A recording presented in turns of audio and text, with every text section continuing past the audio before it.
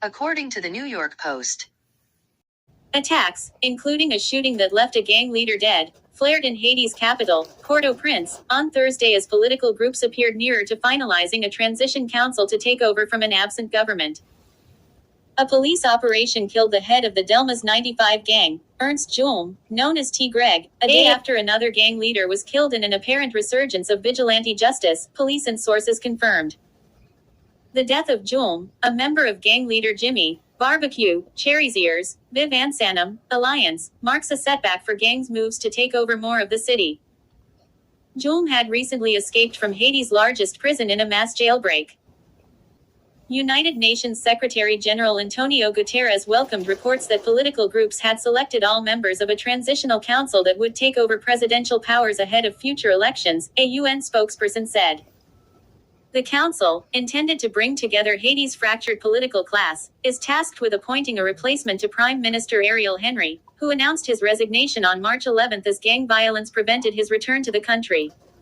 The Secretary-General welcomes reports that Haitian stakeholders have all nominated representatives to the Transitional Presidential Council, Deputy Spokesperson Farhan Haq said at a media briefing. The transition plan was brokered in Jamaica by the Intergovernmental Caribbean Community CARICOM alongside representatives of Haiti's government and opposition. CARICOM released a list of political groups that would be represented in the council. The 9-member council had been expected to be finalized within a few days of Henry's resignation, but some Haitian political factions were unable to unite behind one representative. One party rejected the plan, then backtracked, while groups left out of the plan criticized the return of politicians from previous administrations seen as corrupt. Cherry's Ear has threatened reprisals against politicians and their families if they take part in the proposed council. As the council seemed to near completion, heavy gunfire was heard on Thursday near the National Palace off the Champ de Mars Square in downtown Port-au-Prince. People fled shootings in the capital's Pétionville suburb. Local media reported another BWA killing outside the capital on Thursday, though Reuters was unable to verify this. On Wednesday, suspected gang members in Pétionville, which has been under attack over recent days, were killed and set on fire, including one leader known as Makandal, in what appeared to be a resurgence of a civilian vigilante movement known as BWA. The state has been largely absent during the violence and police are ill-equipped against heavily armed criminal groups seeking to expand their territorial control of the capital city. Plans for an international security mission, requested by Henry in 2022, remain on hold. Haq said the international forces' swift deployment was critical for the political and security situations to improve. He said the UN would support restoring Haiti's democratic institutions and called for the protection of civilians.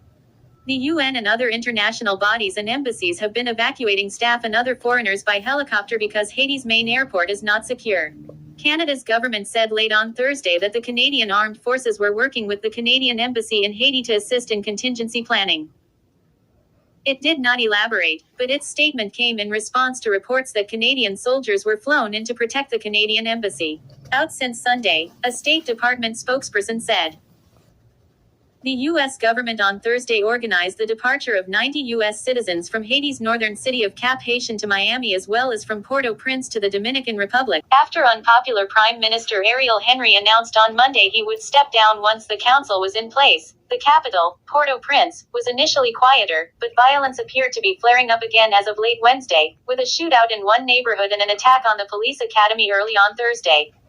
Police take part in an operation, as Jimmy Barbecue, Cherry's Ear issued a threat aimed at political leaders who would take part in a still unformed transition council for the country, in Port-au-Prince, Haiti, on March 14, 2024.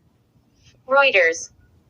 A fire broke out at the main penitentiary, emptied of prisoners by armed men earlier this month.